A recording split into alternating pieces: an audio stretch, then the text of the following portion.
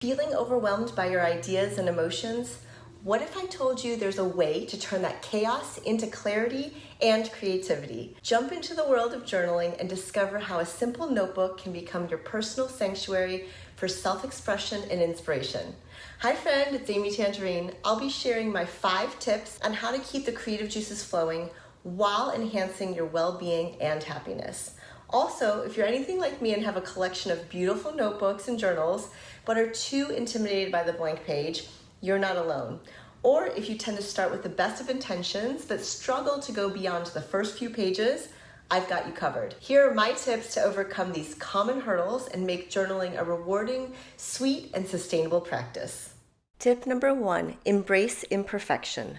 Journaling is a personal journey, and it doesn't need to be flawless. The blank page can often seem daunting or intimidating, but remember, it's a space for you to express yourself freely. You don't even need to share it with anyone if you don't want to.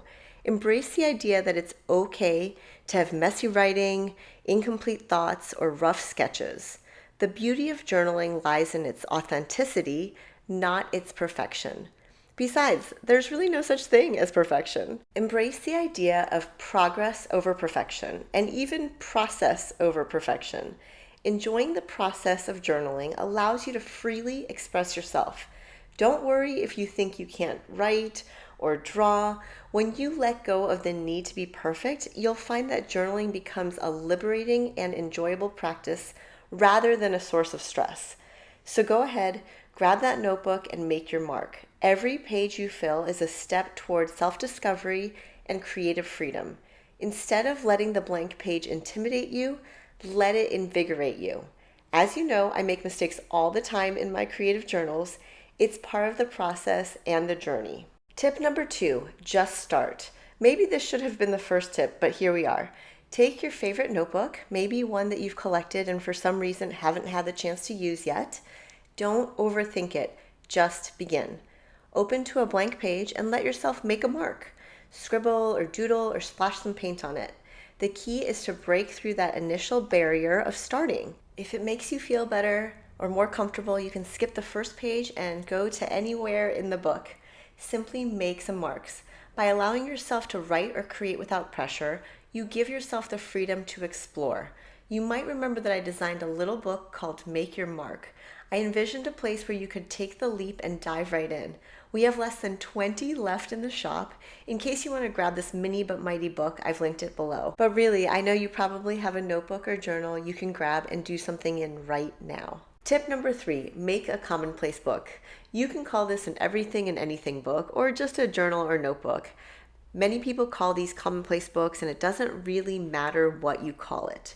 I didn't even realize I was making commonplace books back in junior high, which was a long time ago, early 90s, oh my goodness. It's more than just a typical journal. It's a collection of quotes, ideas, sketches, and inspirations that resonate with you. A commonplace book can be a curated home for quotes, random snippets, things you hear or read, or that you just want to put down on paper. I personally enjoy making mine pretty with colorful supplies, but you can literally do this with any notebook and your favorite pen.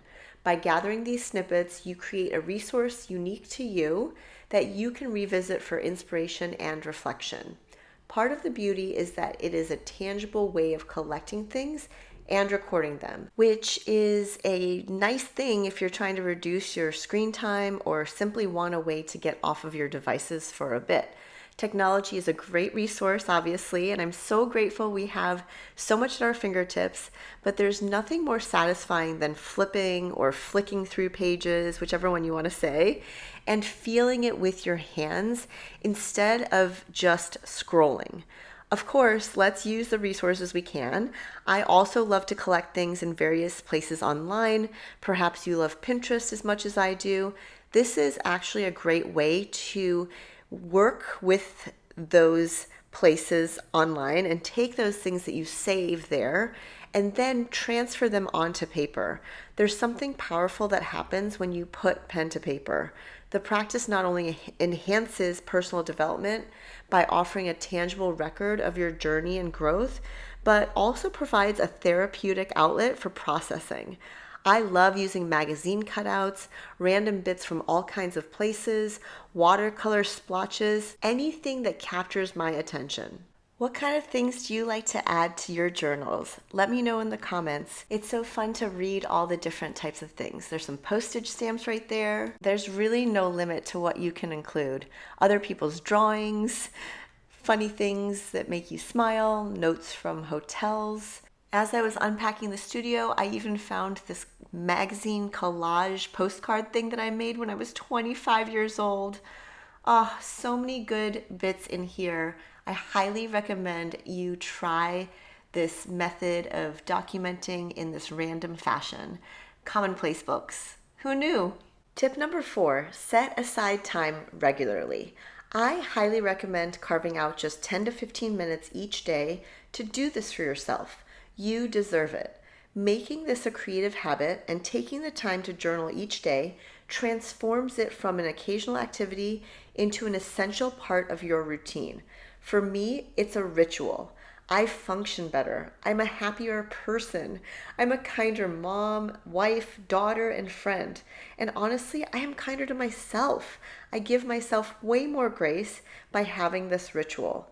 By setting aside dedicated time each day to write, record, brain dump, reflect, you create space for mindfulness and self-expression that can really enhance your sense of well-being. Even just a few minutes can make a big difference. Studies have shown that establishing a regular journaling routine helps build a structured habit, reducing stress and improving mental clarity. This consistent practice encourages mindfulness and self-discipline, fostering better emotional regulation and overall well-being. It's a great way to infuse creativity, fun, and intention into your everyday, which was the tagline for my book, Craft a Life You Love. I am so grateful to have had a consistent journaling practice for most of my life. It's been something I've done in one way or another since I was about 8 years old. I believe one of my first journals was a diary that had a lock and key on it. It was silver, that the lock and key was, and it was pretty small. It was either Hello Kitty or actually I think it was Little Twin Stars by Sanrio. Do you remember them? So cute. In any case, setting aside some time on the regular, whether it's daily or almost daily, can really work wonders. Remember, a little progress each day adds up to big results. Last but not least, tip number 5, let yourself play. Play with different formats and styles for your journal. Give yourself permission to play. Don't be afraid to mix things up and find what works best for you. Journaling doesn't have to be confined to traditional methods. Try different formats like bullet journaling, sketch journaling, or sketchbooking, or even creating a visual journal, which is I think what I do, with collages and mixed media. You know, those commonplace journals that we talked about in tip number 3. You might also experiment with prompts or guided journaling exercises to spark new ideas. The key is to find what resonates with you and what keeps you engaged. Maybe you'll discover that a blend of various styles keeps your journaling practice fresh and exciting, whatever it takes to make a sustainable habit for you. The idea is to keep it open and enjoyable. It's meant to be a place where you can freely express yourself. Remember, your journal is a personal space, so feel free to adapt and experiment to suit your unique needs and preferences. And don't forget to have fun. That is the whole point. Have fun. Let yourself play. Those are the 5 tips. So are you convinced yet? Are you ready to commit to carving out 10 to 15 minutes a day for your journaling ritual? By giving yourself this dedicated time, you're investing in your creativity, mental clarity, and emotional health. Start today and let your creative juices flow freely in your journal. I love this quote by Seth Godin. The only thing worse than starting something and failing is not starting something.